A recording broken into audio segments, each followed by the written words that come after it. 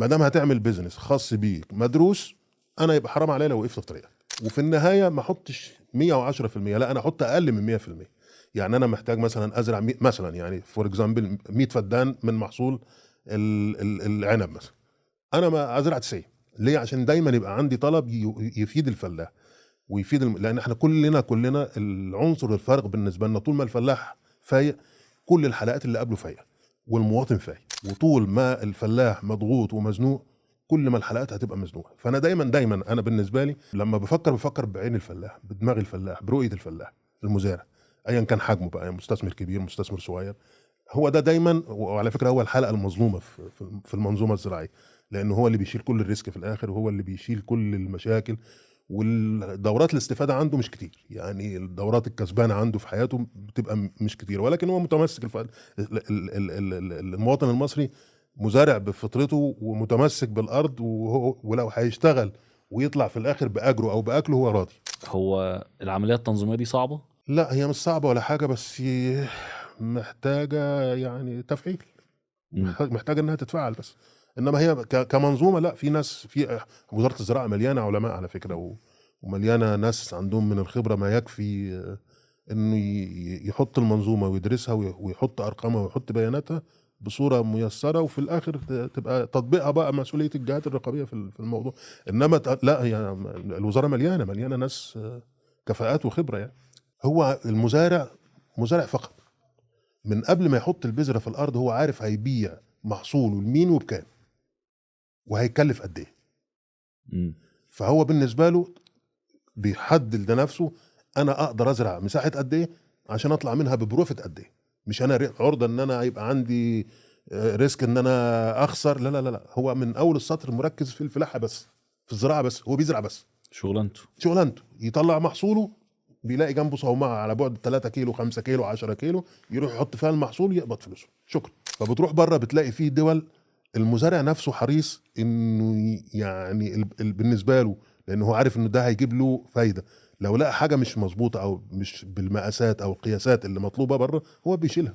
هنا ممكن يروح حاططها تحت وحاطط فوقها مش عارف ايه، فلما بتيجي المستورد منك بره يراجع شحناته بيلاقي عنده مشاكل في 25% ضايع واكتر ساعات وحاجات كده. فالتجارب دي بتخلينا دايما عرضه ان احنا فاقدين جزء كبير من ثقه المشترين من فينا يعني. مش بتكلم على كل السوق، في ناس محترمه كتير في السوق، بس في واحد ممكن يسيء للسوق كله، يعني واحد من النوعيه دي.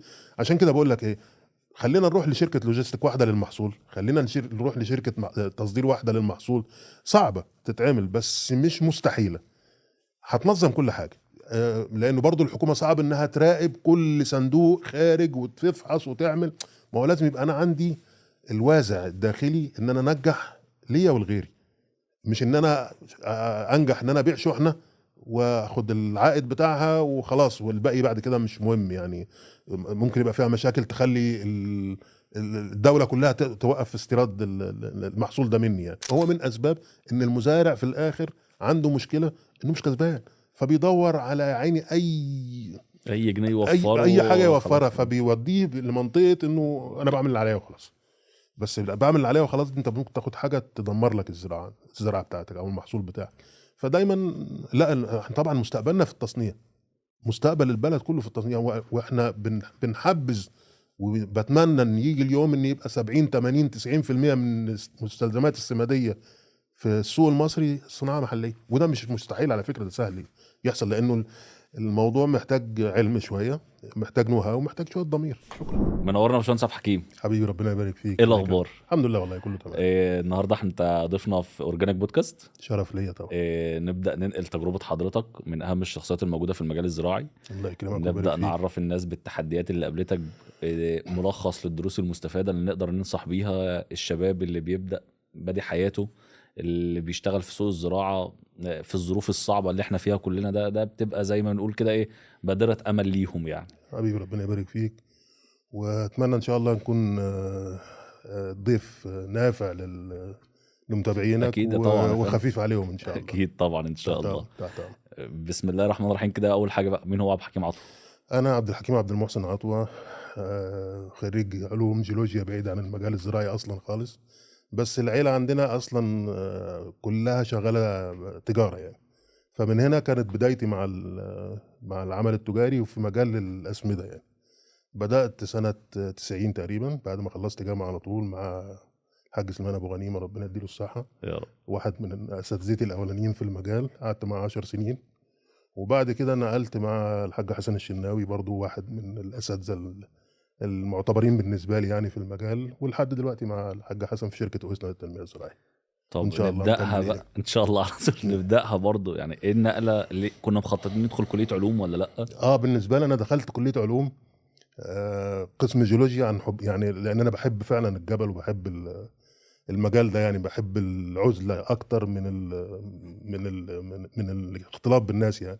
فمن هنا كان عندي شغف بالجبال يعني من بدايتي خالص من النشأة يعني. فانا اتنازلت عن جزء كبير من مجموعي عشان اخش كليه علوم في الثانويه العامه، واخش قسم الجيولوجيا كمان يعني يعني. كان مجموع طب جايبنا طب لا اصلا؟ مش طب او مش اه قوي كده، مش ماشي للدرجه دي تمام. يعني. بس انا يعني انا تقريبا انا كنت جايب ايام انت الثانويه العامه القديمه كانت 80 اه 85%، ده طبعا. رقم يعني. تقريبا ايام علوم كانت واخده من 72 73 حاجه كده يعني. تمام. فدخلت علوم، وكان في ايدي كان اعلى قسم في كليه علوم كان قسم الكيمياء. انا سبت الكيمياء رغم ان كان معايا شرط الدخول فيها، ودخلت قسم جيولوجيا حبا فيه. طب فده المجال الدراسي بعد حلو. ما بعد ما ايوه. طب ما هي الفكره، انت كنت حابب الجامعه اه الكليه علوم وداخلها عن حب، اه فانت مقرر لنفسك الكارير بتاعك ان انا بعد ما اتخرج ده هشتغل ده شغلانه ده ده معينه. حصل فعلا. انا كان في دماغي بعد كده ان انا اخش على مجال البترول. يعني كان بحكم ان هو كان المجال البومينج في الفتره دي. وفعلا بدايه دخولي في المجال البيزنس كان اتصال بصاحب شركه ابو غنيمه للتجاره والتوكيلات ياما، الحاج سليمان ابو غنيمه، انه كان ليه خال كان بيشغل ناس في شركات البترول رحمه الله عليه، الحاج فوزي همام. فده رحت له عشان يتوسط لي يشغلني في شركه بترول. هو بحكم خبرته بقى وبحكم يعني عينه الفاحصه، عارف ان انا يعني عيله تجاريه، فقال لي بدل ما هتروح تشتغل في البترول وتقعد يعني هناك اسبوعين وتيجي تقعد اسبوع هنا، او شهر وشهر، او فتره وفتره طويله يعني، وانت اصلا راجل وحيد والديك يعني، فتعال نشتغل. انا بعمل بيزنس جديد. ياما كان السماد بدايته خالص كانت سنه 90 تقريبا، قبل كده كان مع بنك التنميه. مظبوط. فبداوا يحرروه ويكسبوه يفتحوا له التجار بعد سنه 90. كان من الصف الاولاني الحاج سليمان ابو غنيمه. عرض عليا قال لي تعالى نبدا النشاط ده ونشوف نجرب فيه، وكنا موجودين مع بعض يعني. وفعلا في الفتره دي برضه كان عندي كنت وارث من الوالد عربيه نقل، فكانت هي وسيله نقل السماد. وخدنا بعض التوكيلات الخفيفه كده وبدانا ودخلنا المجال، وما قدرتش اسيبه بعد كده خلاص يعني، كملت فيه يعني. طب ايه اللي كان مميز بقى في سوق الزراعه ساعتها؟ ايامها كان الزراعه تقليديه خالص يعني، كنا شغالين على المحاصيل التقليديه بتاعه السوق. حتى التسميد ايامها كان تقليدي خالص. كان نادرا ما كانش في حاجه اسمها يعني اسمده متخصصه. المبيدات كان عن طريق وزاره الزراعه. الشركات كانت محدوده جدا، يمكن كان 4 5 شركات اللي بداوا يتنافسوا في المجال ده.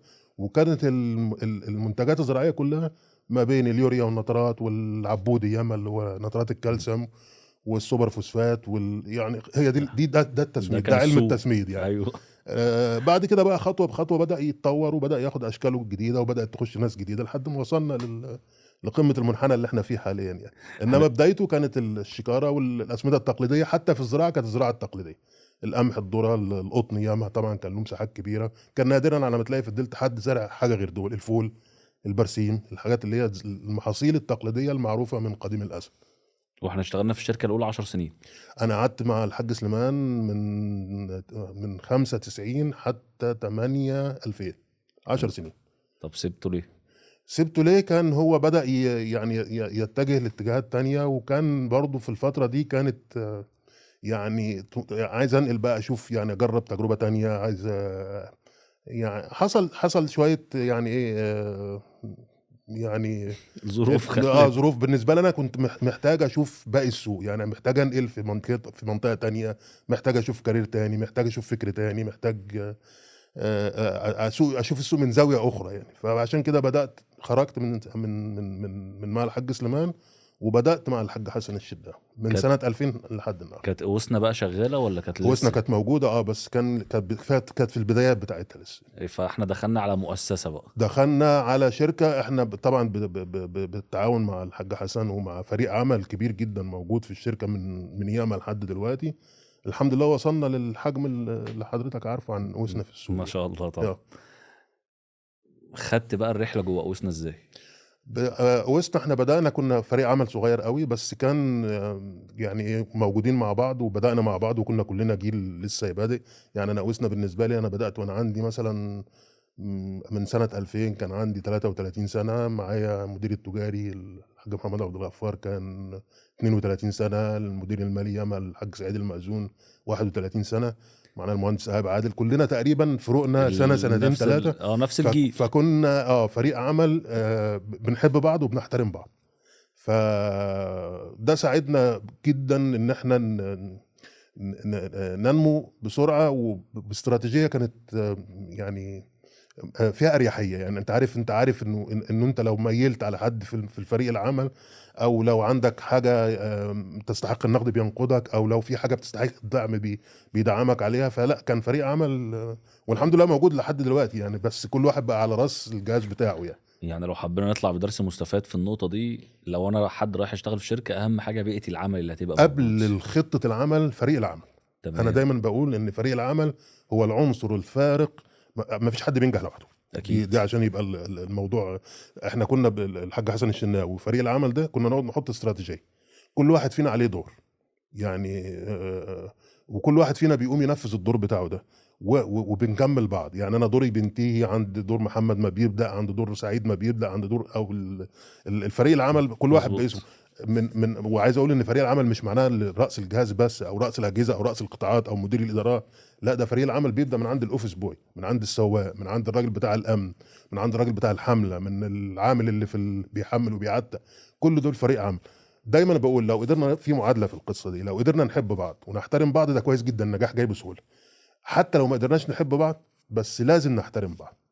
الاحترام ده كل واحد يحترم المنطقه والقطاع والزوم بتاع الاخر يعني. مظبوط. ده العنصر الفارق في النجاح. لانه انا وارد يكون عندي خطه وخطه بروفيشنال قوي وحاجه يعني مكلفه ومصروف عليها زي ما بيقولوا، بس لما اجي انفذ الادوات الموجوده او الافراد اللي موجودين مش هيساعدوني، مش مساعدني، فخلاص لا انا مش هنجح. والعكس صحيح. ممكن الخطه يبقى فيها شويه ديفوهات او فيها شويه سلبيات، بس في النهايه فريق العمل يكملها بالاحترام اولا ثم الحب، او بالاحترام لوحده يعني. دي بالنسبه لي المعادله الفارقه في النجاح يعني. وده اساس لما انت بتختار بقى دلوقتي لحد دلوقتي اي انترفيو جاي لك، دي الصفات اللي انت مستنيها في الشخص اللي داخل. طبعا. ورغم انها بقت نادره في اخيرا يعني. الاول زمان كان موجود فيه يعني القماشه بتاعت الاختيارات كانت واسعه وكانت كويس.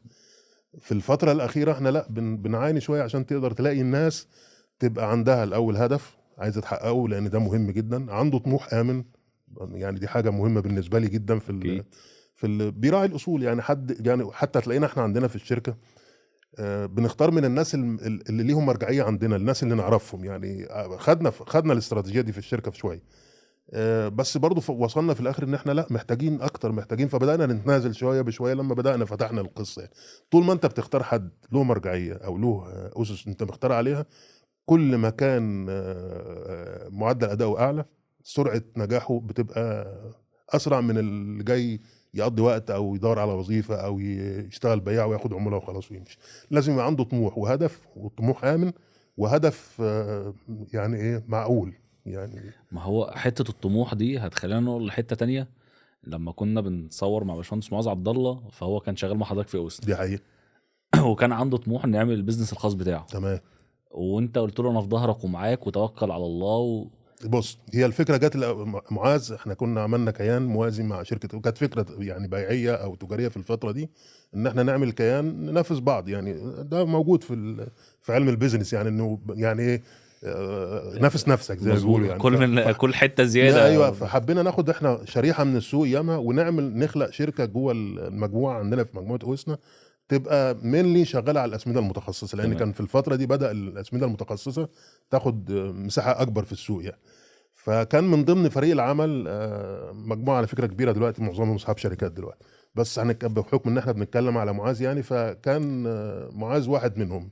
لما بدات احتك بيهم بحكم اداره شركه اويسنا في الفتره دي، هو كان اكتر حد خد عيني في الموضوع، يعني حد شايفه مجتهد، شايفه منظم، شايفه فاعل، شايفه عنده اصول، بيراعي الاصول، يعني حد شخصيه جميله يعني بالنسبه لي، انا شخصيه انا اعتبرتها ايدل في القصه دي. فكان عندي حب شديد ان انا اتمسك بيه وانميه جوه الهيكل الاداري في شركه اويسنا. تستفاد بيه طبعا يعني. طبعا هو يستفيد وانا استفيد تمام. ككيان يعني. فبدانا نشتغل على القصه دي لحد ما جه في يوم بدا يعني بدات احس انه يعني كل شويه بيرمي لي كده يعني كلمتين، انا محتاج، انا بفكر، انا براجع. فدايما في المنطقه دي والفتره دي ما كانتش فتره تساعد قوي على ظهور شركات جديده من لا شيء، يعني لازم يبقى عندك اسيتس كتير عشان تعمل كيان. فهو جه فوجئت بيه في وقت بيقول لي انا همشي يعني. فطبيعي ان انا اول فكره تيجي في دماغي انه يقول انت رايح فين تاني، ما انت هتسيبنا رايح في مكان. فكنت حريص ان انا اعرف انه لو سايبنا ورايح في مكان لا انا اكسبه. فهو اعلن لي ساعتها انه لا انا هفتح كيان. قلت له لا هتفتح كيان، انا ما اقدرش اقول لك لا، ما اقدرش اقف في طريقك، دي امانه انسانيه بقى زي ما بيقولوا يعني. احنا بعدنا عن الامانه المهنيه ورحنا لمنطقه الامان، حد بيسالك النصح، حد بيسالك النصيحه، يعني حد بيسالك الارشاد انك ترشده. قلت له لا، لو انت رايح تفتح بيزنس، نصا الكلمه اللي هو قالها، لو هتفتح كشك كليب وسجاير انت اولى بمجهودك واتكل على الله. ففعلا قلت له انا فعلا داعم ليك في اي وقت تكلمني في التليفون، بس لازم تبقى مأمن شويه حاجات يعني، عشان برضو يمكن هو ده اللي ما قالوش، انه لازم تبقى مأمن هدف كويس شغال عليه، مش شرط توصل له بسرعه، ادوات تشتغل عليها، رؤيه يعني، وفريق عمل تشتغل بيه. دول الثلاث حاجات اللي انا نصحته بيهم يعني. والحمد لله ربنا كرمه. وفعلا لما يمكن القعده الوحيده اللي قعدتها معاه بعد ما رحت كان عنصر واحد اللي بطمن عليه، لانه كان عنصر فارق بالنسبه له. قلت له تمويلك انت جايب يعني، هتعمل تمويل ازاي؟ عندك تمويل هتبدا بيه نشاط ولا؟ لان السوق بيتغير يعني، في اوقات تقدر تشتري بالكريدت، في اوقات لا ما تقدرش، ما ينفعش خالص. مظبوط. يعني انا لما طلعت سنه 2000 كانت احد الافكار ان انا ممكن ابدا نشاط يعني بعد ما سبت الحاج سليمان، كان في دماغي ان انا ممكن، ليه لا ولكن في فتره ما كانتش تساعد، لانه اولا انا معيش تمويل يكافي لانشاء شركه، ثانيا انه الفتره دي ما كانش فيها بيع اجل كتير، يعني ما ينفعش اروح لحد اقول له اديني بضاعه اجل عشان ابيعها واكسب فيها فيعني ايه، هتبقى لود وهتبقى حاجه مش فاعله في سوق البيزنس يعني. لا، وبالذات ان شغله التسميد دي الاسمده نفسها الشكاره بتحتاج تمويل جامد قوي طبعا يعني. لازم مبلغ وقدره يعني. لازم تمويل عالي، ولازم وخصوصا انه برضو كمان البروفيت اللي بيجي من وراها مش قليل مش طبعا. مش عالي قوي يعني. انت بتتكلم يعني كانت نسبه 2 3% وما زال حتى الان يعني. في الاسمده في انا بتكلم في الشكاره يعني. البروفيت بتاع الارباح مش رقم، مش حاجه، فبيعتمد على سرعه دوره راس المال. اكيد. ولو راس المال اصلا متكلف عليه تكاليف يعني، فلا انت كده بخساره جدا. يعني انت كده بس هي دي اي حد كان حتى غير معاذ جه قال لك ان انا هاخد الخطوه مش دي، انت معاذ دي لوحده، نصيحتك. في قبل معاذ ناس انا نصحتهم دي بنفس النصيحة. النصيحه. وحتى هذه اللحظه ما دام هتعمل بيزنس خاص بيك مدروس، انا يبقى حرام عليا لو وقفت في طريقك. طب ما بتفكرش ان انا كلفت ودربت وعلمت وانا عايز يعني اخد بقى يعني هتاخدني اخد العائد. هتاخدني لحاجه تانية، في حاجه اسمها زكاه، كل حاجه لها زكاه. اكيد طبعا. من زكاه نجاحك في البيزنس انه لما حد يسالك النصيحه، ودي على فكره حاجه والدي رحمه الله عليه قالها لي، كل حاجه ليها زكاه. دي كانت الكلمه خلة اللي قالها لي. وقال لي انه اي حاجه لو حد سالك النصيحه حتى لو منافس، لازم تقول له النصيحه حتى لو على حساب نفسك. فمن الفطنه انه لما يجي واحد يسالني النصيحه في انه يعمل حاجه خاصه، فبرضو من الاولى ومن زكاه النجاح للمال، لانه ربنا هيعوضني اذا انا اديته النصيحه صح، ربنا هيعوضني عنه هو شخصيا بواحد واثنين وثلاثه زيه او افضل منه، او اللي يمشي على الاقل اللي يمشي لي الاداء بتاع المنظومه اللي انا شغال فيها. فكان دايما ربنا بيكافئنا دايما، لان انت بتشتغل بامانه حتى مع الشخص الاول، مع ربنا ومع الاشخاص اللي موجودين يعني. طب سوق الزراعه بقى، احنا فين ورايحين فين ومحتاجين ايه؟ السوق حلو، السوق مش حلو؟ والله بص، يعني هو سوق الزراعه في مصر زيه زي كل الاسواق محتاج سن التنظيم ورقابه. يعني يعني لازم يبقى فيه رؤيه مبدئيا، احنا محتاجين نزرع ايه عشان نعمل ايه بالمحاصيل بتاعته. هي دي قضيتنا في سوق الزراعه. المشكله ان احنا عندنا بنلاقي نيجي في سنه نلاقي محصول اكس بقى كسب كويس، فالسنه الجايه تلاقي مصر تلات ارباع كلها مصر كلها زرعه بتزرع. اكس. مظبوط. وهكذا. وخلي بالك انك عشان تنقل من محصول لمحصول او تجهز لمحصول، دي دوره بتاخد في محاصيل سريعه طبعا زي الفراوله مثلا، زي ولكن انها بتحتاج بيئات معينه، ولكن في محاصيل بتحتاج يعني زمن طويل عشان تبدا تثمر، وعشان فانت عشان تروح على ما تيجي وتحط المحصول وتبدا تاخد منه نتيجه، والقصه بتاخد سنين، في حسب المحصول، في محصول بعد سنه، في محصول بعد سنتين، في محصول بعد 5، مظبوط. في اكتر من كده. فالناس بتروح متجهه بسرعه، تروح رايحه على المحصول، السنه اللي بعديها هيروح واقع خلاص يعني. وعندنا نماذج كتير بقى زي ما انت عايز تقول يعني، في سنين كتير بتلاقي في محصول معين عشان الناس جريت عليه بيتحط على الصحراوي عشان اي حد ياخده ببلاش يعني، او مش مستاهل جمعه. زي اشهر حاجه في الطماطم مثلا، التكاليف جمعه ونقله وتوديه السوق ارخص بكتير، اغلى بكتير من انك تبيعه تبيعه، فبيسيبوه في الارض بقى. بيسيبوه في الارض وخلاص، او اي حد عايز يجي ياخده ببلاش ياخده. طب هو ده دور مين؟ دور المنظم للموضوع وزاره الزراعه طبعا، انه لازم يحط رؤيه كامله تقول احنا محتاجين نزرع مساحه قد ايه من المحصول الفلاني للسوق المحلي، وامكانيه التصدير بتاعته كميه قد ايه، فنعمل دي ونعمل دي، وفي النهايه ما احطش 110%، لا انا احط اقل من 100%. يعني انا محتاج مثلا ازرع مثلا يعني فور اكزامبل 100 فدان من محصول العنب مثلا، انا ما ازرع 90. ليه؟ عشان دايما يبقى عندي طلب يفيد الفلاح ويفيد لان احنا كلنا العنصر الفارق بالنسبه لنا طول ما الفلاح فايق، كل الحلقات اللي قبله فايقه والمواطن فايق. وطول ما الفلاح مضغوط ومزنوق، كل ما الحلقات هتبقى مزنوقه. فانا دايما انا بالنسبه لي لما بفكر بعين الفلاح، بدماغ الفلاح، برؤيه الفلاح المزارع، ايا كان حجمه بقى، يعني مستثمر كبير مستثمر صغير. هو ده دايما، وعلى فكره هو الحلقه المظلومه في المنظومه الزراعيه، لانه هو اللي بيشيل كل الريسك في الاخر، وهو اللي بيشيل كل المشاكل. والدورات الاستفاده عنده مش كتير، يعني الدورات الكسبانه عنده في حياته بتبقى مش كتير، ولكن هو متمسك المواطن المصري مزارع بفطرته ومتمسك بالارض، ولو هيشتغل ويطلع في الاخر باجره او باكله هو راضي. بس احنا عايزين نفوق، لازم في الاخر نحط منظومه او اداره للعمليه الزراعيه هي قريبه شويه من فكره الدوره الزراعيه، ان هو انا باجي ادرس كل المحاصيل المتاح زراعتها في مصر. الحمد لله ربنا حابينا ارض وجو بارض وميه وجو وكل وكل حاجه. الظروف اللي تخلينا نزرع جميع انواع المحاصيل. تعال اقعد يعني كمسؤول، قول انا والله انا محتاج ازرع، انا عندي مساحه متاحه مثلا 15 مليون فدان، هزرع منهم كذا قمح، طبعا المحاصيل الاستراتيجيه الاول، قمح، الذره، الامن الفول، الغذائي الحاجه، بتاعك. الامن الغذائي طبعا. بعد كده بنقل، وده تصنيفي ما اعرفش يعني للمحاصيل يعني. الاول المحاصيل الاستراتيجيه، تاني حاجه المحاصيل اللي هي النيدز بتاع البني ادمين، الخضار، بعض انواع الفاكهه، الحاجات اللي هي الاساسيه للبيت المصري اساسيات البيت. وما يمكن تصديره منها. وبعد كده اخش على المحاصيل التصديريه، لان المحاصيل الاستراتيجيه واحتياجات المواطن المصري دي نمره واحد، ده دور الزراعه انه يامنه في الاول. بعد كده ابدا اخش على المحاصيل التصديريه، اقدرها بمنظومه عقليه تسمح لي في كل الاحوال ان انا اكسب. يعني لك ان تتخيل ان احنا عندنا في محاصيل احنا بنروح ننافس بعض عند المستورد او المستهلك او اللي هو بيشتري مننا بره، فبنهدر سعرها بسبب منافستنا لبعض. فبرضه كنت دايما بقول ان احنا لازم نعمل مجلس لكل سلعه، مجلس مش شكلي، مجلس موضوعي. وفي الاخر لو هتبقى هي شركه حتى وتوزع المحصول، يعني اجي على اي محصول، انا مش عايز اسمي محاصيل عشان ما اخشش في تفاصيل الكلام يعني ملهاش يتقوي.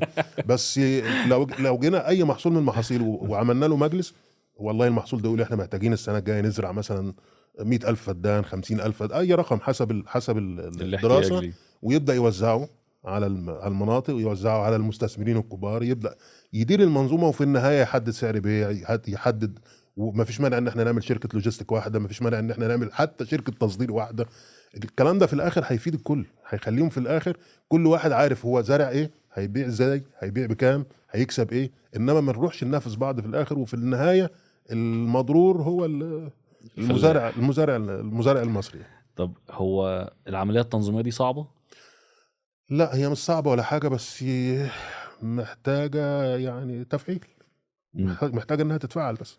انما هي كمنظومه لا، في ناس في وزاره الزراعه مليانه علماء على فكره، ومليانه ناس عندهم من الخبره ما يكفي انه يحط المنظومه ويدرسها ويحط ارقامها ويحط بياناتها بصوره ميسره، وفي الاخر تبقى تطبيقها بقى مسؤوليه الجهات الرقابيه في الموضوع. انما لا، هي الوزاره مليانه ناس كفاءات وخبره يعني. طب القطاع الخاص يقدر يساعد ازاي؟ القطاع الخاص دوره يجي بعد المنظومه، يعني دايما هيبقى القطاع بالنسبه لو بنتكلم على مستلزمات الانتاج او بنتكلم على المزارع، ما هو ده قطاع خاص يعني أكيد المزارع طبعا. نفسه. لو على مستلزمات الانتاج احنا كلنا هيبقى عندنا رؤيه. انت عارف قضيه شركات السمات في مصر ايه؟ غياب الرؤيه. ان انا بتعامل رد فعل يعني يوم بيوم. السنه دي انا فوجئت ان انا عندي مثلا يعني عندي 100 فدان عنب. السنه اللي فاتت عنب كسب. بتلاقي الناس كلها بدات تروح للعنب. العنب يمكن دورته بطيئه شويه، هنتكلم على الفراوله. فانا بعمل، لو انا عندي اسمده متخصصه او رايحه على الفراوله، فاروح اعمل حسابي على عدد معين من الاطنان. لو الدروب ده حصل زي ما حصل السنه دي، السنه دي مظبوط. خلاص. في اسمده على كله فكره، مضرور. في اسمده يعني الرؤيه مش باينه عندي، ففي اسمده عندي هتبوظ على ما تيجي السنه الجايه، او بقت عدت سنه من عمرها او الى اخره. فخلاص انا بشتغل رد فعل على طول. انما الرؤيه دي هتخليني في الاول وفي الاخر عندي على الاقل فوركاست بشتغل عليه، عندي بلان واضح، ممكن اشتغل على نسبه منه، مش هشتغل على 100%، يخليني امن. وبجيب الاحتياجات اللي تخليني، ده يخليني اعمل ايه؟ اجيب الحق، اشتري في توقيت صح، انقل بتوقيت صح، اكلف بتوقيت صح. في الاخر هيساعدني ان انا ادي بتكاليف مش مبالغ فيها او مش مضطر ليها، او يعني كل حاجه ماشيه بسيستم. لانه خلي بالك التاخير في البضائع بيعمل مشاكل ويكلف. سرعه الاتخاذ القرار فيها بيخليني، يعني انا لما اجي في موسم مثلا فراوله عامل حسابي ان في 100 فدان فور اكزامبل، يعني كمثال مزروعين، واتفاجئ ان في 150، انا بعمل ايه؟ بروح متصل بالمورد اللي هيبعت لي كذا كذا، ده ما فيش حجز، لا احجز بسرعه، احجز باغلى، احجز مش عارف هيكلفك ايه. اكتر. فخلاص بقينا دخلنا في منطقه تكاليف اكتر. فطول ما في رؤيه، طول ما كل الاطراف مرتاحه، وكل واحد بيبدا يحط بلانه او يعني خطته على ادوات ثابته ما بتتغيرش يعني. ففي النهايه هقدر كقطاع خاص ادي مستلزمات الانتاج للمزارع بسعر معقول، بسعر كويس، طب سوق القطاع في الخاص التوقيت اصلا. المطلوب. يعني برضو دي حته مهمه جدا يعني. ما ده اكيد، ده التوقيت، اصل هي الزراعه وقت يعني. انا ايوه، مش هروح اجيب حاجه فراوله في شهر الزراعه 5 وهم بيجمعوا فراوله. ايوه. طب القطاع الخاص ذات نفسه في عمليه تنظيميه ولا لا، ما بين الشركات وما بين بعضها؟ كلها اجتهادات شخصيه، كل شركه حسب ادارتها الداخليه. يعني انا هكلمك عن وضع، يعني احنا بنقعد نحط بلان وفوركاست للموردين بتوعنا، وبنحط له بلان. ما بيبقى في بلان متخوف، يعني ايه؟ لو انا مثلا محتاج 10 طن، بقول له لا، انا هشتغل على 8، هشتغل على 7، ما بقولش ال 10، لانه انا يعني يبقى عندي، انا احط بتكلم نفسي في الامان. ايوه، انا بتكلم كبزنس خاص. انا مش هجيب واركن تمويل، لان حتى برضو التمويل النهارده هنخش في قصه تانية، عشان اركن بضاعه لمده سنه مدفوع ثمنها، او لمده 6 شهور على ما تلحق الموسم اللي بعده، ده بيكلف ارقام مهوله في ظل الحاله، يعني في ظل الوضع الراهن للتكاليف التمويليه. فدايما بحط فوركاست اقل من المطلوب. طب ده في شركه حضرتك. اعتقد كله بيعمل كده. طب ناقصنا ايه عشان نبقى سوق؟ يعني بلاش اجي اقول لحضرتك بطريقه تانية. حضرتك لفيت اسواق الزراعه بتاعت العالم، تقريبا الحمد لله. احنا ترتيبنا فين منهم؟ يعني مع الكويسين ولا مع النص نص، ولا مش مع الكويس؟ والله مش هبقى متشائم ومش هبقى متفائل، احنا في النص، اللي هو الاجتهادات الشخصيه بتاعه القطاع الخاص، سواء في المزارع في الزراعه، او في مستلزمات الانتاج، او في الرؤيه، او يعني في الحاجات اللي في السلع اللي احنا مشهورين بيها عالميا. لا، في كيانات في مصر ما شاء الله عليها. يعني لما تيجي تتكلم على محصول بطاطس، في ناس دالتكس، في عرفه، في ناس يعني مؤسسات.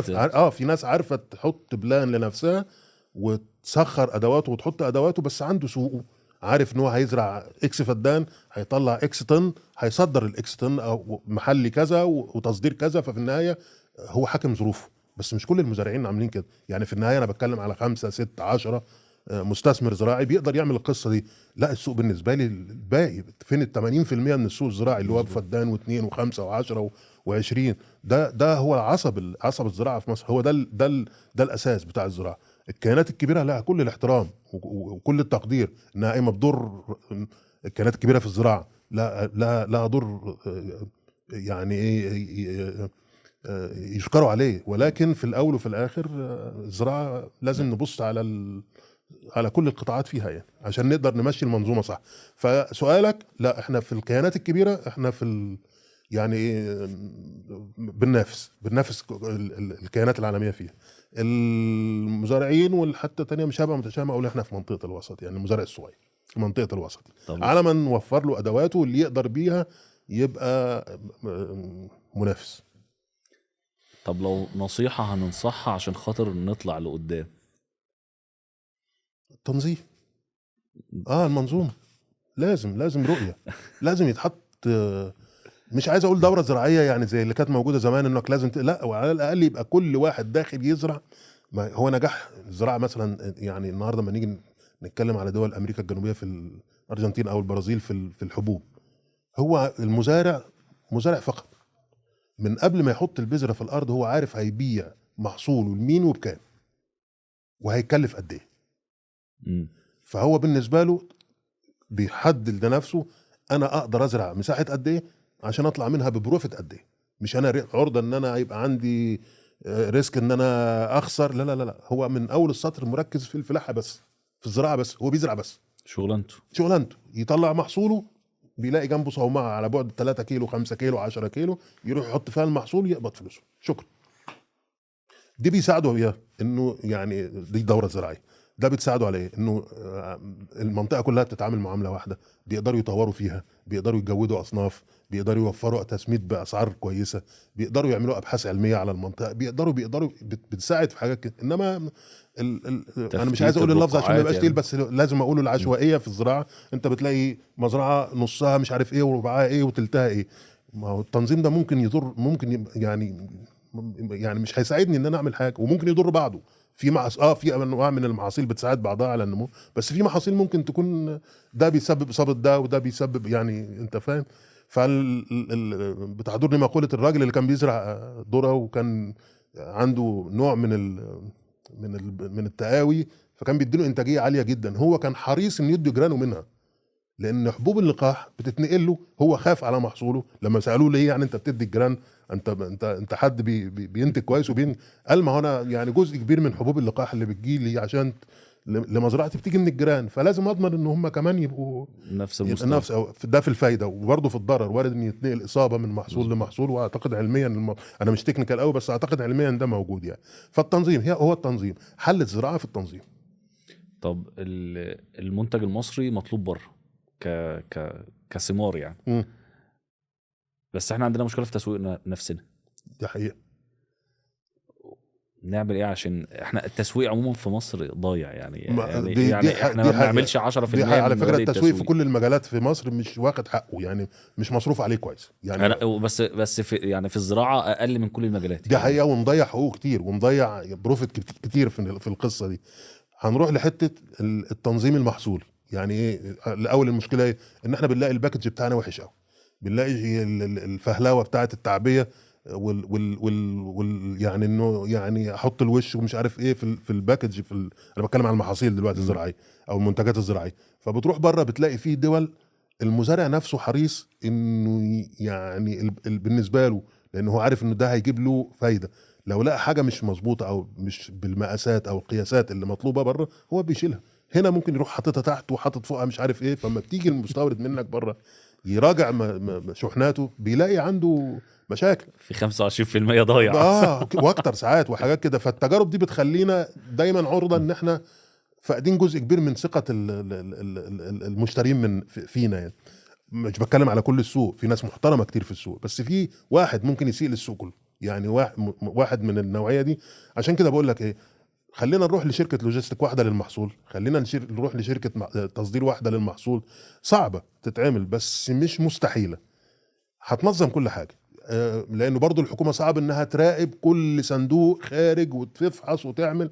ما هو لازم يبقى انا عندي الوازع الداخلي ان انا انجح ليا ولغيري، مش ان انا انجح ان انا ابيع شحنه واخد العائد بتاعها وخلاص والباقي بعد كده مش مهم. يعني ممكن يبقى فيها مشاكل تخلي الدوله كلها توقف استيراد المحصول ده مني يعني. زي ما حصل من كام سنه في الفراوله، زي ما في بيحصل السعوديه حصل كل قصه الفراوله كل الشحنات والفيروس اتقفلت. خلاص وقف سنه سنتين على ما قدرنا في النهايه نرجع الثقه تانية. البطاطس نفس القصه، انت لو عندك مشكله في بطاطس فيها مشكله ما تصدرهاش، مش عشان انا يا عم اخسر سنه، روح للمجلس السلعي بتاع القصه دي قول له انا خسرت السنه دي عوضوني، هيعوضوك، بس ما تضرش الدوله كلها، ما تضرش المزارعين كلهم. فدي حته فلسفه محتاجه نزرعها في الناس شويه، تنزرع في الناس هتيجي لما المزارع يبقى فاهم. ما هي المشكله برضو ان احنا المزارع الضرر متوالي عليه وكتير، وبقى يعني هو مش متحمله، فبيحاول يرحله على اي حد تاني حتى لو مش بالحق. دي المشكله عندنا يعني. طب لو في المنتجات برضو نفسها كأسمدة بقى ومبيدات، حضرتك اشتغلت محلي واشتغلت مستورد، احنا في احتياج للصنف المستورد؟ عندنا محتاج بس لازم يبقى عندنا فلسفة انه نزود المحلي على حساب المستورد. بس احنا عندنا ازمة كبيرة في السوق المصري برضو، اللي هي حتة الفهلوة في التصنيع. انت في قلة قليلة في السوق الزراعي المصري او في سوق التصنيع المنتجات السمادية في مصر هم اللي بيراعوا ضميرهم. في جزء برضو مش قليل ومش كتير، ولكن هو بيشتغل عشان يكسب مادي وخلاص. حتى ده انا بحترمه. لا، في بقى قطاع دلوقتي رهيب اللي هو بتاع المغشوش والمضروب، مش دلوقتي، بقى له سنين، بقى له 3 يعني اعتقد انه من بعد ازمه بتاعه الكورونا مثلا احنا عندنا فئه في السوق المصري لازم تعدم، لازم نلاقي لها طريقه ان نتخلص منها. دي حقيقه والله. عشان ما فيش رقابه. ما هي يعني حاجه مش حاجه بالنسبه لي انا حاجه. ولذلك انا دايما يمكن حتى في يعني كان ليا بعض الكتابات كده على الفيسبوك وعلى مجله مع ذا ماركت مع اخونا حماده ناحه.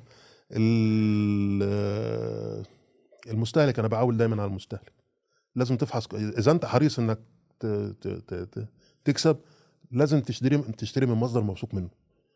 من حقك تسال عن المنتج اللي انت بتشتريه، من حقك تسال على شهاداته، على شهاده ميلاده اللي هي الافراج الجمركي لو مستورد، التسجيله لو محلي، التحليل بتاعه من حقك تحلله. يعني من حقك تاخده وتحلله، وما تشتريش الا بفاتوره، يعني ما تشتريش الا من كان موثق اوثورايزد، يعني ما تروحش تشتري من اي حد وخلاص. ولكن برضه هرجع اقول ان مش بعذر المزارع، ولكن هو من اسباب ان المزارع في الاخر عنده مشكله انه مش كسبان، فبيدور على عيني اي جنيه يوفره، اي حاجه يوفرها، فبيوديه لمنطقه انه انا بعمل اللي عليا وخلاص. بس بعمل اللي عليا وخلاص، انت ممكن تاخد حاجه تدمر لك الزراعه بتاعتك او المحصول بتاعك. فدايما لا، احنا طبعا مستقبلنا في التصنيع، مستقبل البلد كله في التصنيع، واحنا بنحبذ وبتمنى ان يجي اليوم ان يبقى 70 80 90% من المستلزمات السماديه في السوق المصري صناعه محليه. وده مش مستحيل على فكره، ده سهل يحصل، لانه الموضوع محتاج علم شويه، محتاج نوها ومحتاج شويه ضمير. شكرا. علم وضمير. واحنا قلنا ان احنا عندنا العلماء كتير وعندنا الضمير، ده اللي محتاج مراجعه شويه مش في كل محتاج بس برضه في عندنا ناس كتير محترمه، يعني في كيانات محترمه في السوق، طبعا في الصناعه يعول عليها يعني. وطبعا يعني هم دول اللي محتاجين. يعني طبعا انا مش هقدر اقول اسامي لانه هبقى يعني بعمل ماركتنج وكده، ولكن دول الناس اللي المفروض الكيانات الرقابيه او الجهات الرقابيه تدور عليهم وتدعمهم كل الدعم. وعلى فكره مش بالصعوبه انك تعرف، انزل السوق، انزل اسال المزارعين منتجات الشركه الفلانيه اخبارها ايه، اعمل تجارب عليها، اعمل تيست عليها، راقبها زي ما انت عايز تراقبها. بس في السوق كيانات صناعيه معروفه تقدر تعول عليها انها توفر لك كتير من فاتوره المستورد بتاعه الاسمده. بس برضه عندنا عقده الخواجه لحد دلوقتي لسه موجوده. والله اعتقد لا، بدات. بص، مع ان احنا نعمل حاجه جيده، ولا على فكره دي تجربه شخصيه احنا عندنا. يعني احنا عندنا مصنع وعندنا شركه تجاريه. الشركه التجاريه واخده توكيل المصنع، يعني الوكيل الوحيد للمصنع اكيد الشركه الوطنيه للاسمده للاسمده، وشركه اسنا هي الموزع الرئيسي. احنا بدانا نعمل شويه اسمده يعني مش هقول متخصصه، ولكن اسمده متخصصه، يعني من اللي هي الحاجات اللي هي البيزك في المتخصص. يعني خدنا المنهج العلمي في المقارنه، والاول خدنا المنهج، المصنع كمصنع خد المنهج العلمي في التكوين او في التصنيع، وبعدين رحنا بعد كده على المنهج العلمي في المقارنه، خدناها رحنا للمزارعين على اختلاف فئاتهم من الصغير لحد اكبر حد. انت في عندك مستورد ايا كان البراند بتاعه او المنشأ بتاعه او الاسم بتاعه، احنا محتاجين نجرب المنتج بتاعنا قصاد المنتج المستورد. دخلنا الحمد لله من فضل ربنا، المنتجات اللي احنا عاملين مثلا 7 8 10 مركبات لحد دلوقتي، ما اعتقدش ان احنا جالنا ملاحظه على مركب واحد، ادت نفس النتيجه مع توفير. لانه انت في اللي لا خلاف عليه انه المنتج المتخصص متحمل بتكاليف كتير قوي على ما وصل لك هنا كاستيراد. احنا نقدر نوفر جزء كويس منها كسعر وتكاليف على المزارع لو انتجناه هنا، وفي النهايه المعيار الوحيد هو النتيجه. يعني انا لما بروح لمزارع هتاخد مني ايه سنه سنتين ثلاثه زياده، يا عم انتج منتج محترم وروح حطه عند المزارع، قول له خد جرب ده قصاد افضل مركب انت بتستورده من بره. شكرا، خلاص انت خدت في النهايه، خد يوم ما هياخد نتيجه خلاص، لانه في النهايه انت بتاخد نفس النتيجه بس المحلي بسعر اوفر شويه من المستورد، خلاص المزارع اوتوماتيك هيروح. ولو ولدت الثقه دي في المنتجات خلاص، يعني عندك كيانات في السوق المصري بقى فيه ثقه في منتجاتها، فبقى عنده ماركت شير حلو للمنتجات المحليه، ومعظمها بدا يروح على سوق المستورد. طب حضرتك بتحتك بالشركات العالميه كتير، ايه اللي يمنع الشركات الكبار بتاع بره ان هم يجوا يعملوا مصانع في مصر ويصنعوا في مصر؟ في تجارب كتير من دي، هو ما فيش ما يمنع ولا حاجه، بس هو برضو المصنع بره محتاج شريك قوي ما هنا. اعتقدش ان مفيش اكتر منهم يعني. ما هو مش يعني ساعات الفلسفه بتختلف، ساعات الفكر بيختلف، ساعات احنا في تجارب موجوده هنا في السوق المحلي، الشركات بتعمل، واحنا على فكره بنحاول نطبقها في بعض المنتجات عندنا في المصنع دلوقتي، شراكات مع كيانات عالميه محترمه يعني معتبره زي ما بيقولوا، عشان نصنع بعض المنتجات بالتعاون معها.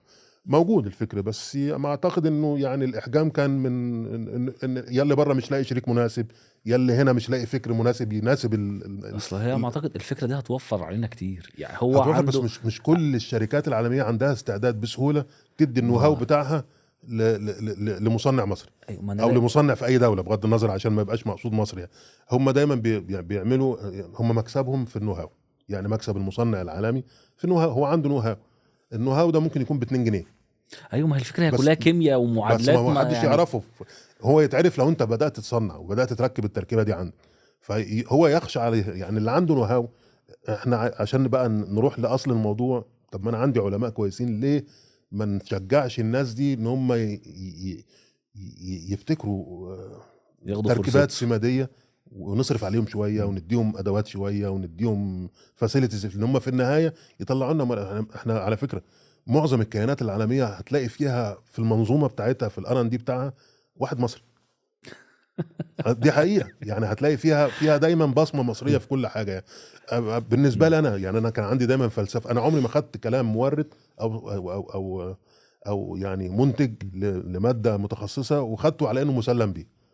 انا دايما الحمد لله معانا فريق يعني علمي كويس، فريق تجارب كويس، يعني بديهم المنتج، وساعات يعني مجهول، يعني اشتغلوا لنا على هو ده التركيبه كذا كذا كذا كذا، واشتغلوا عليه عشان نشوف نقيمه. يعني احنا كتير غيرنا للمنتجين بره في التركيب، في الجرعه، في طريقه الاستخدام، عشان وبيدي نتائج احسن، عشان يناسب الجو المصري والتربه المصريه والطبيعه المصريه والمحصول المصري. هو هناك عامله، لو في اوروبا مثلا عامله على دراسات خاصه بيه. صح. لما بنيجي نطبق هنا انا بقول لهم انسوا اللي قالوه، هو هناخده كجايد، يعني هناخده كبيز لاين في الشغل، ولكن نشتغلوا على ان احنا نشوف زود جرعه، نقص جرعه، بدر شويه، اخر شويه، اللي هو تراي اند ايرور في حاجات كتير. وفي النهايه تقريبا معظم المنتجات اللي جبناها احنا عملنا تعديلات فيها كتير، يا اما في التركيبه، يا اما في توقيت الاستخدام، يا اما في الجرعه، يا اما في طريقه الاستخدام، يا اما في اضافه مع ماده اخرى.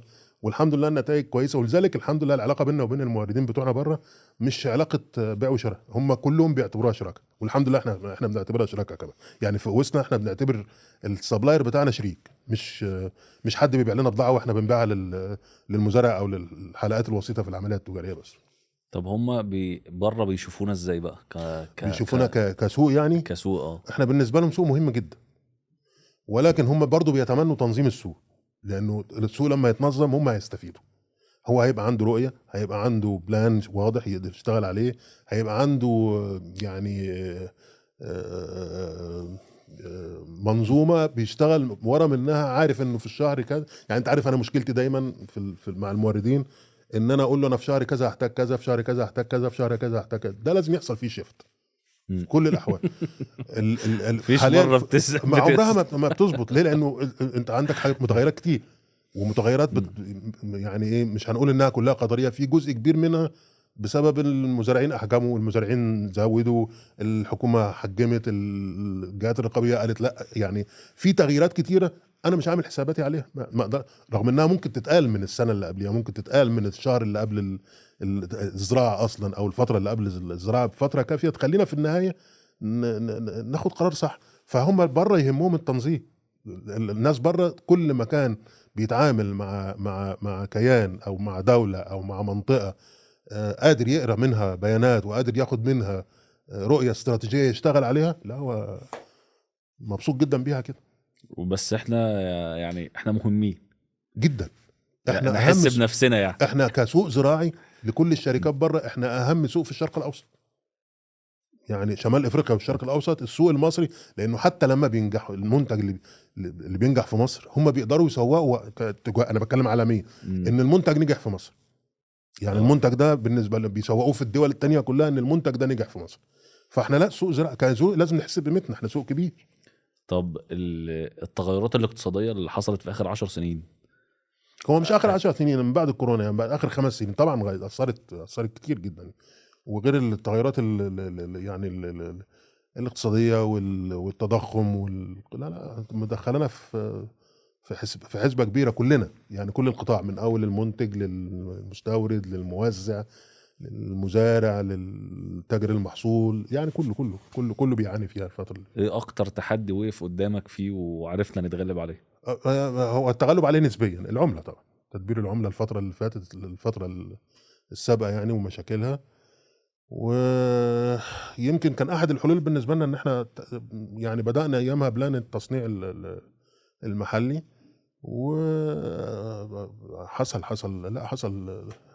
حصل مشاكل كتير في كل الكيانات، حصل مشاكل كتير بسبب فرق التدبير وفرق العمله لا الناس خسرت كتير، في ناس كتير خسرت يعني. بس الحمد لله الامور كانت عندنا في وسنا، يعني مش خسرتش، بس هي كان تحت السيطره. ما فكرتش تصدير ان احنا ندبر عمله بقى بنفسنا؟ احنا شغالين، المصنع شغال، احنا عندنا المصنع بينتج سلفات بوتاسيوم، احد منتجاته المهمه يعني الرئيسيه سلفات البوتاسيوم. احنا تقريبا بنصدر 50% من انتاجه. ما شاء الله. فبلان التصدير لا عندنا موجود، ورؤيه موجوده وشغالين عليها كمان. يعني النهارده في منه نتيجه، وعلى المدى الطويل في رؤيه كويسه بحيث انه يبقى عندنا جزء كونسيدرابل تصدير يعني. طب كسبت ثقه المستورد بتاعك ازاي؟ بالجوده، مش فهلوه.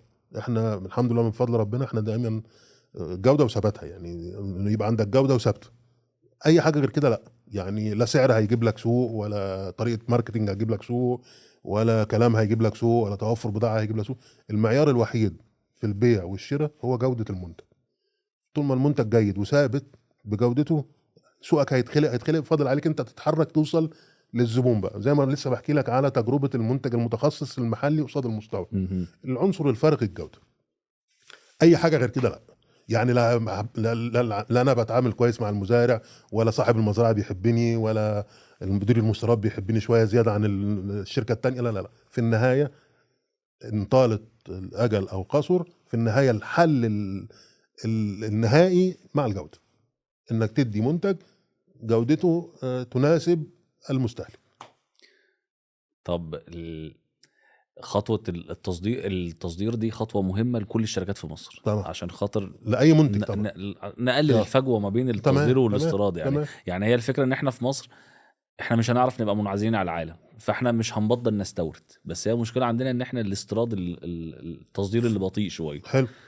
لو حابين ننصح بقى كل الشركات المصنعه اللي هي تقدر تعمل منتج كويس بجوده كويسه، حلو، ضمنت جودتك وضمنت منتجك واستمراريته واستمراريه الجوده وكميات معتبره للتصدير، ابدا اطلع شوف اسواق تبيع لها عن طريق معارض، عن أيوة. طريق ابدا بقى بفين؟ يعني حضرتك ما شاء بالنسبه لنا الله احنا ليك علاقاتك في العالم. بالنسبه لنا احنا السوق الافريقي. السوق الافريقي طبعا احنا ده مستقبل التطور الصناعي في مصر.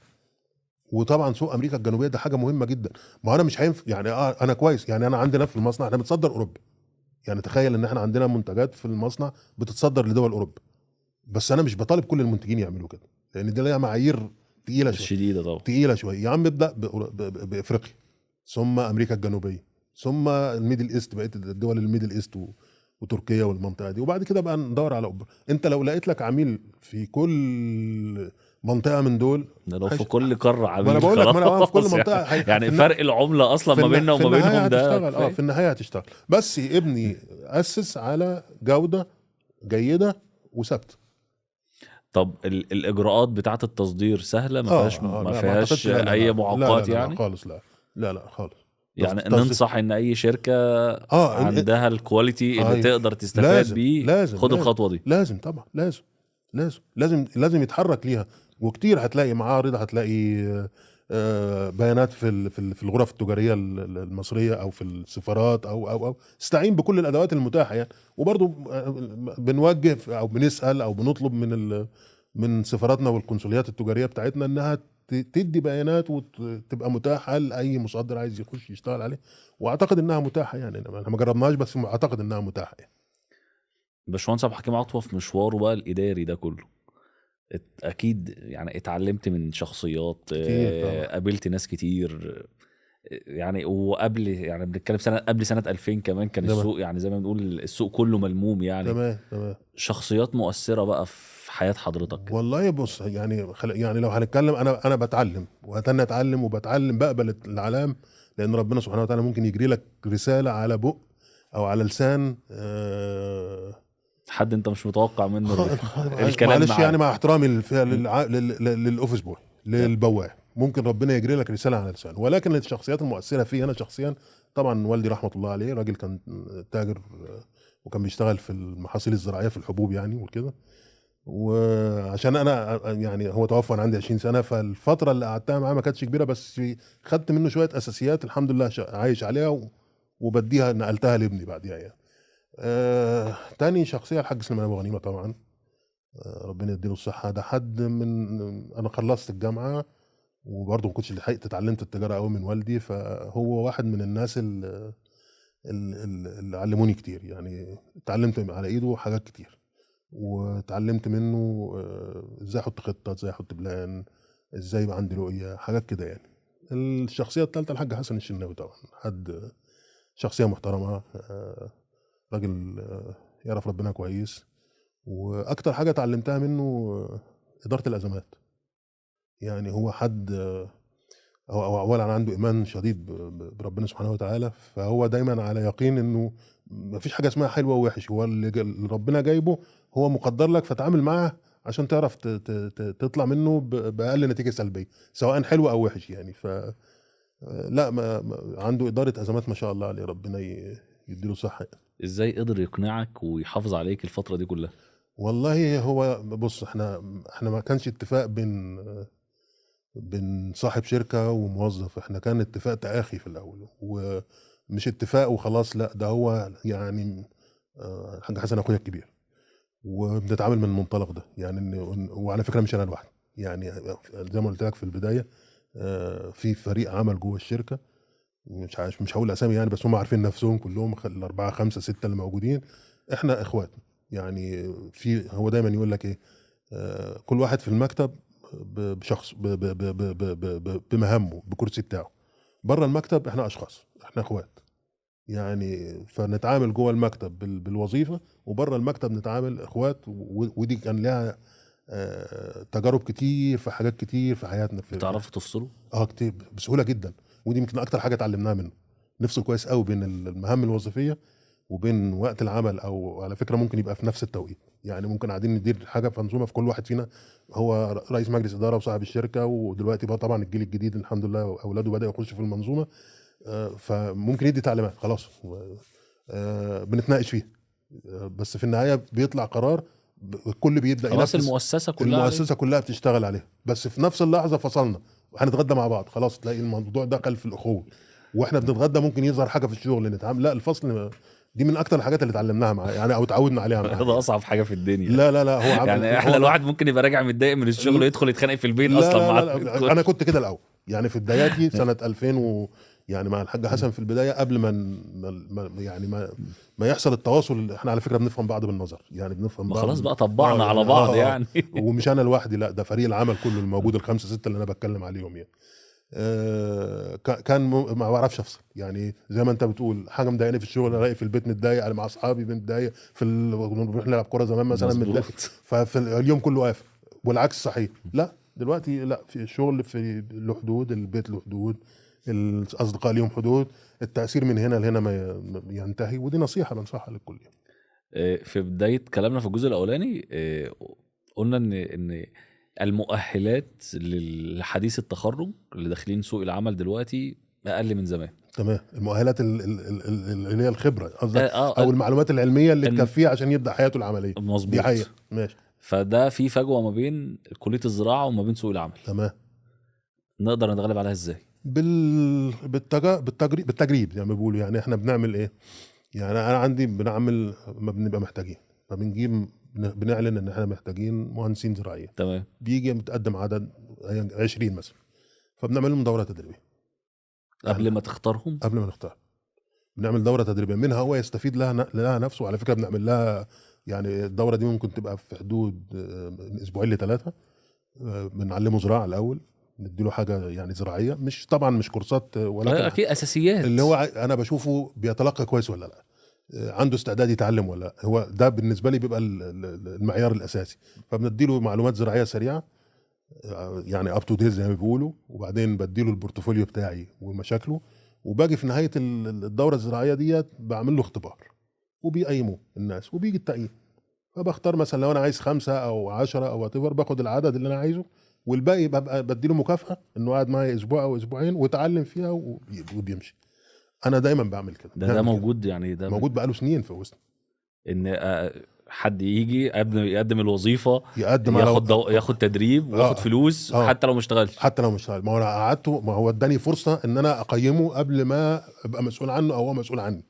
هو اداني، شكرا انك اديتني الفرصه دي. نجحت في الفرصه اهلا وسهلا، انا استفدت منك وانت استفدت. ما نجحتش، انت قعدت معايا اسبوعين 3 عشان انا اقيمك. فده بدل الفتره دي، وانت اتعلمت شويه معلومات برضو، وحاول تثقف نفسك او تنمي معلوماتك او مهاراتك في القصه دي عشان لو حبيت تشتغل تاني. ولذلك احنا عندنا المندوب في شركه اوسنا بسرعه قوي بيتطور، يعني بياخد السلم بتاعه بسرعه، ولو طلع بعد فتره بسيطه خالص من شركه اوسنا بيروح يشتغل مدير مبيعات في اي شركه تانية، او مدير قطاع، او يعني بوزيشن اعلى، بوزيشن اعلى، بوزيشن اعلى بدرجه مش اقل من درجتين 3 يعني. فليه؟ لان احنا فعلا الماده الخام بالنسبه لنا هي البياع. الشركات التجاريه كلها، مش انا بقول علم يعني او حاجه مختلفه.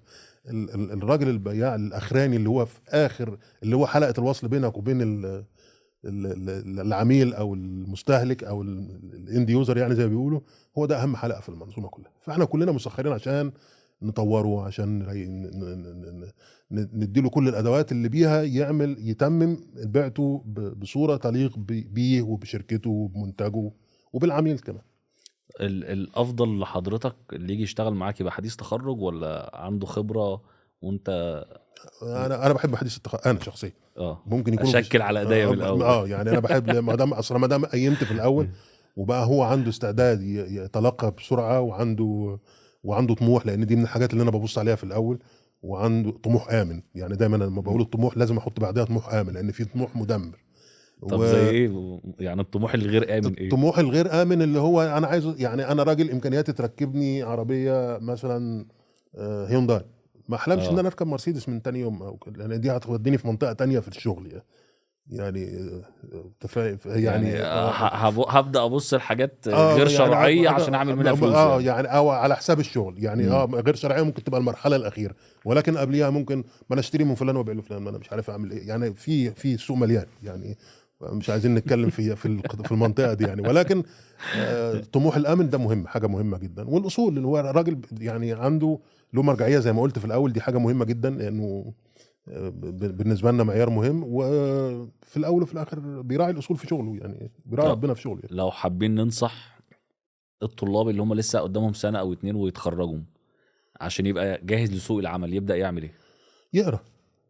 يقرا كويس، يكتسب معلومات غير اللي انت اتعلمته او بتتعلمه في الكليه. ابدا شوف مصادر المعلومات، وبقت متاحه كتير عن طريق الانترنت، عن طريق مراكز بحثيه، عن طريق شوف الوضع اللي النهارده في الزراعه عامل ايه المحصول اللي شغال، ايه المشاكل اللي بتقابله، ايه التسميد اللي محتاجه، ايه يعني على الاقل على القطاع اللي انت داخل حابب تكمل فيه. يعني انا دايما بنصح بقول له حدد هدف توصل له بعد فتره، وحط له رؤيه وخطه او بلان توصل بيه.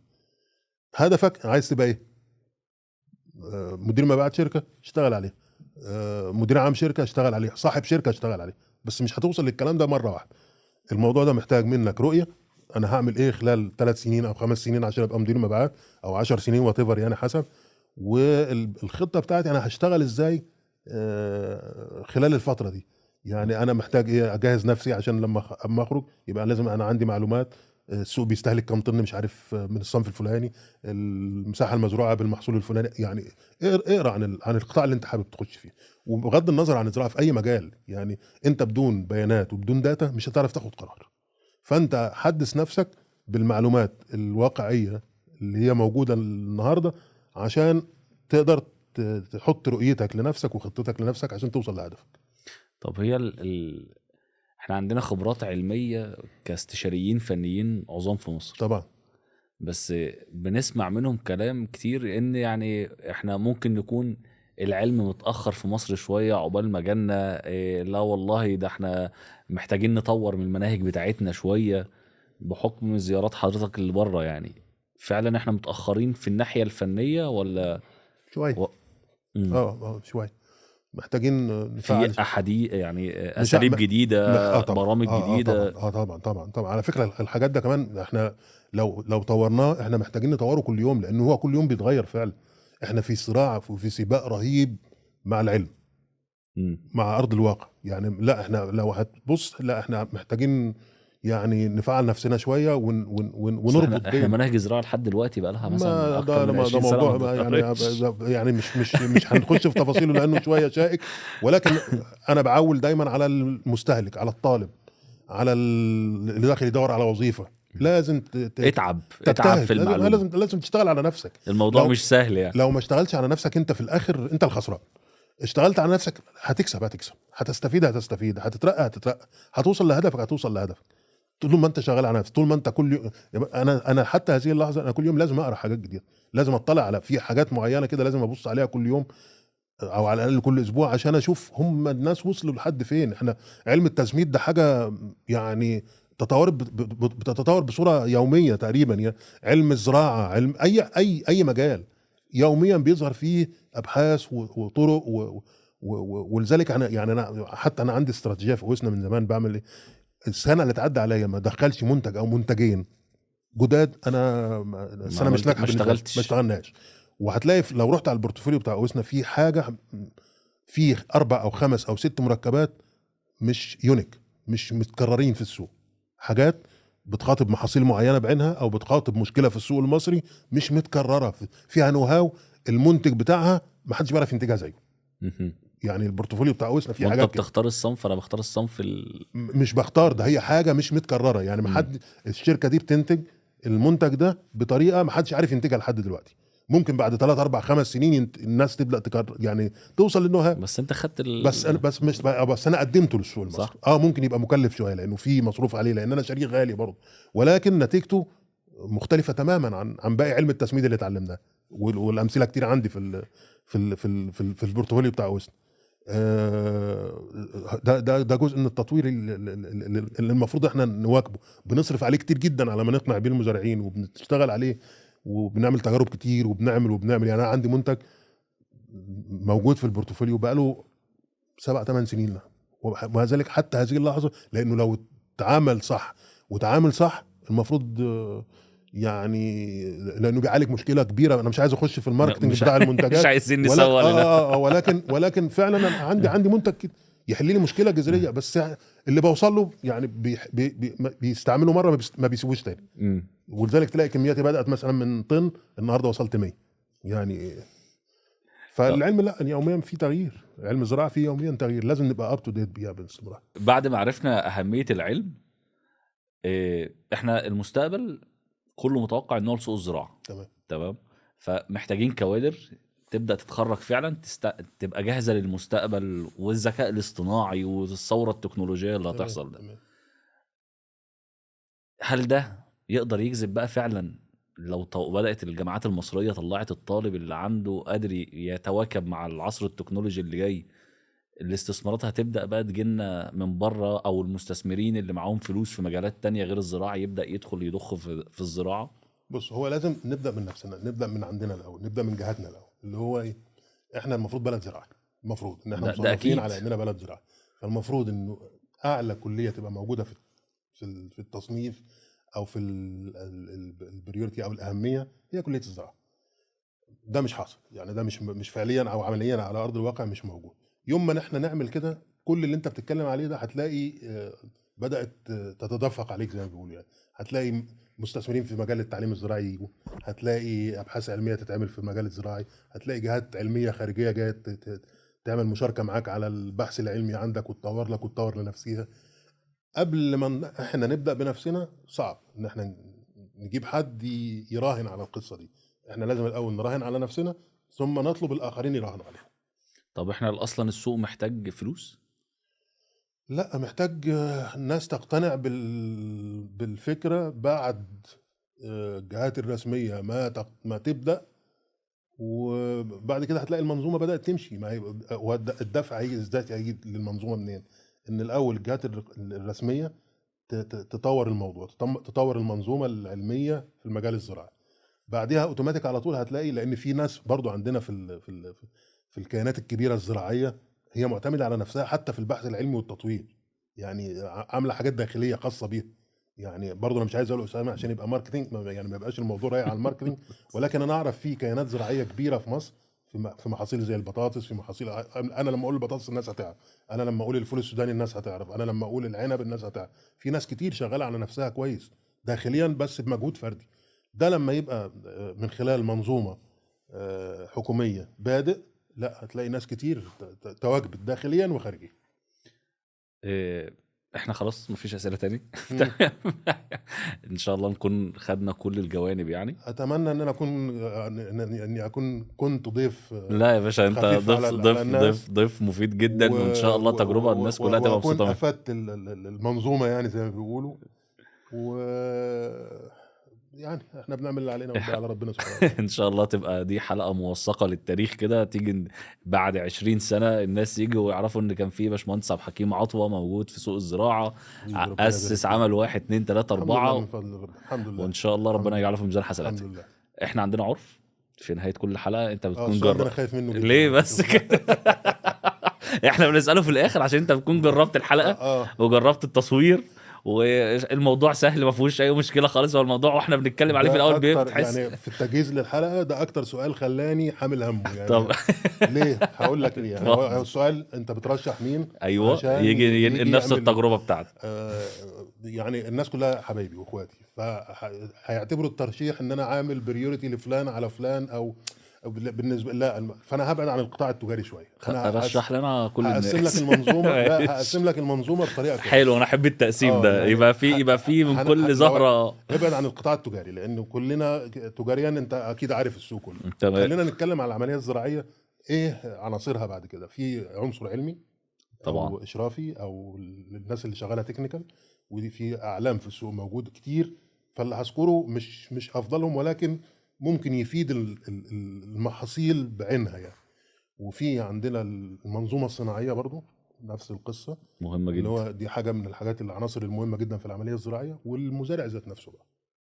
فانا هرشح لك حلو ده انا معاك في ده. حلو، انا موافق. اذا انجاز لي ان انا يعني احور السؤال شويه.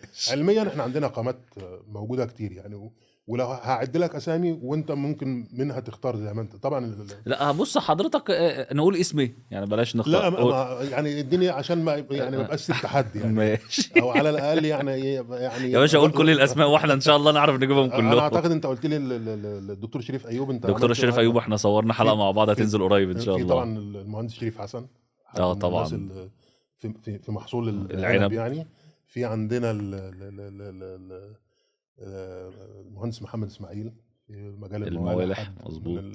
على فكره انا ماليش تعاملات مباشره مع الناس دي، بس من اللي انا بشوفه من تاثيرهم على السوق انا بحب ان هم يطلعوا عشان يفيدوا المزارعين في القطاعات دي. عندنا في دكتور علاء جمعه، حد تمام. برضو من الناس اللي شايف انه عليه اجماع في المانجا، طريقه تسميد المانجو طبعا، مظبوط. في علم التسميد. وفي حد احنا محتاجين نسمعه، دكتور محمد فتحي سالم. محتاجين، هو الراجل بيتكلم على الاورجانيك بكواليتي بكوانتيتي، دي معادله صعبه شويه، فاحنا محتاجين نسمعه ومحتاجين نقيمه التجربه بتاعته، لو ناجحه نساعده، لو فيها ديفوهات نساعد. يعني انت فاهم، هو حد انا على المستوى الشخصي انا بحب الراجل ده، ليه يمكن ده الوحيد في المجموعه دي اللي ليه تعاملات سابقه معاه. احنا من قريه واحده تقريبا يعني، ولكن هو الراجل بيقول انا عندي فكره، شوفوها قيموها. صح. فعلى الاقل حق المجال الزراعي عليه نقيم الفكره، إنه والله جايبه إذا 10 20 ومش احنا 30% اللي نقيمها نقيم، يعني، مظبوط. لا يعني اهل العلم اللي ايوه يقيموا. اهل العلم او اهل الجهه الرسميه يعني. خدوا الراجل وشوفوه وهو بيقول كلام، انا شايف انه يا اما في ناس شايفاه مبالغ قوي، وفي ناس شايفاه انه على ارض الواقع طبق. يعني انا اما بشوف الريفيوهات بتاعته على الفيسبوك، في ناس بتشكر فيه كويس قوي، وفي ناس بتقول علميا المفروض ما ينفعش، ما جربتش، بس بتقول لك لا يا اخوانا، تبعتوا الراجل وقيموا التجربه بتاعته. مظبوط. ده حد من الناس اللي ده على المستوى العلمي.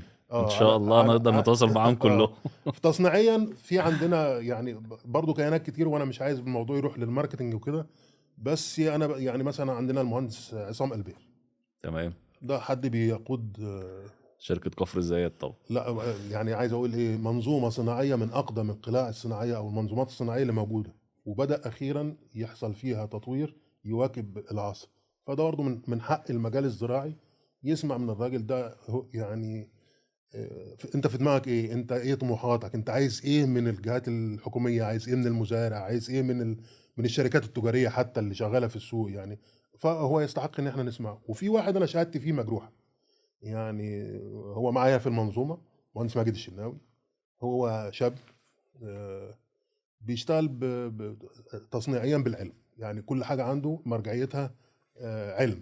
هنخش بقى على المجال الزراعي. انت عندك يعني في كيانات معروفه في السوق برضه، مش هنقول اسامي، ولكن يعني في يعني لما تيجي البطاطس دماغك هتروح ل 2 3 4 5. مظبوط. العنب دماغك هتروح ل 2 3. انا بفضل نجيب واحد من على راس كل محصول. يعني لو قدر انك تقدر، المهندس سمير النجار طبعا انجاز كبير، محدش يكره. طبعا. ما كانش يبقى في ناس كتير متخصصه في المنطقه بتاعه البطاطس تزرع كويس، عندها نوها وعندها طريقه علميه في التعامل مع المحصول بطريقه تخليه في الاخر بيحقق اهدافه اللي منها الارباح الماليه. فده برضو دي تجربه، لان احنا سوق زراعي كبير في البطاطس. نفس القصه في العنب، نفس القصه في الفول السوداني. احنا عندنا المحصول الفول السوداني، يعني عندنا المهندس عمرو بنيه، ممكن نجيبه ونسمع منه تجربته مع الفول السوداني، لانه هو زراعه وارثها ابا عن جد يعني، وتن وراها لما بقى هو رقم واحد فيها دلوقتي حاليا، او من اكبر 3 موجودين اكبر في السوق، المصدرين ليها طبعا. هو اكبر المصدرين ليها. فتجربه نستحق ان احنا نتابعها ونشوفها نفيد بها الاخرين.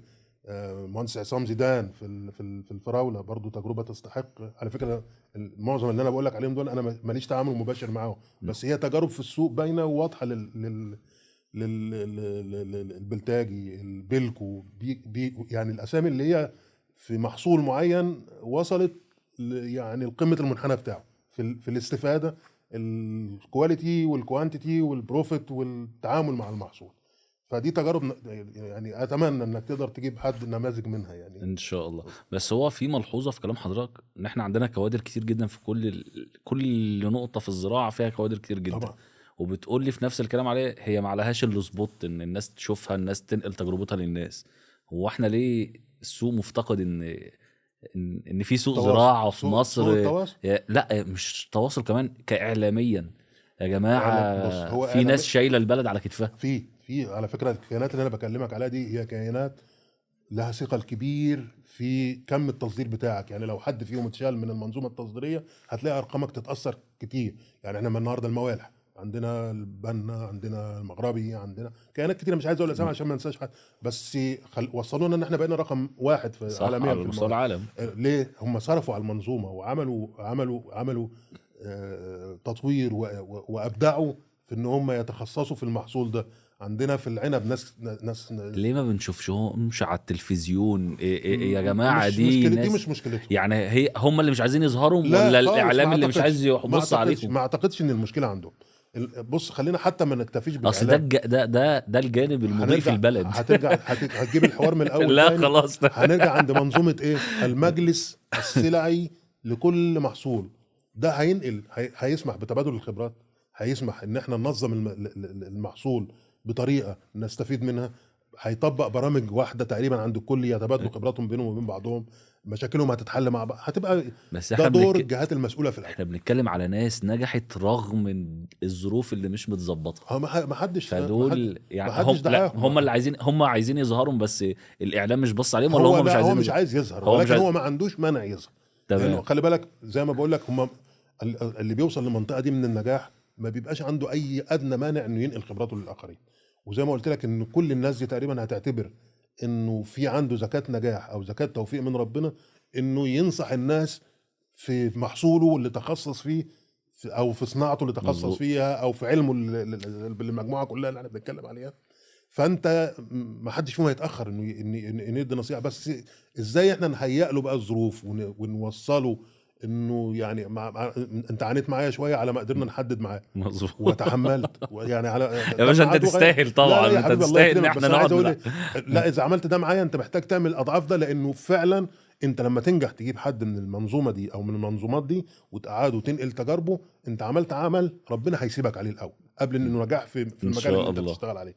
فاتمنى اتمنى ان انا اقدر اساعدك انك تجيب ان اي شاء حد من الله المجموعه دي طبعا. يعني يبقى في مساعده كده لحد ما نوصل أنا لكل ان شاء الله كل الناس الناجحه ييجوا هنا ويقدروا أتمنى. نوثق للتاريخ يا جماعه. اصل احنا بعد 10 سنين هنبقى تاريخ، بعد 20 سنه، بعد 50 سنه، يعني ان شاء الله بعد 50 سنه هتبقى الزراعه رقم 1 في مصر، هيبقى المجال الاساسي في مصر. ما عندناش مجال، ما عندناش بدايل حصل. ده هيبقى غصب عن الكل. واللي يعني قبل اللي انت ما تقول انه يبقى توثيق او whatever او حتى دعايه للشخص او لاخره، اعتبرها زكاه نجاحك في مظبوط. مجالك.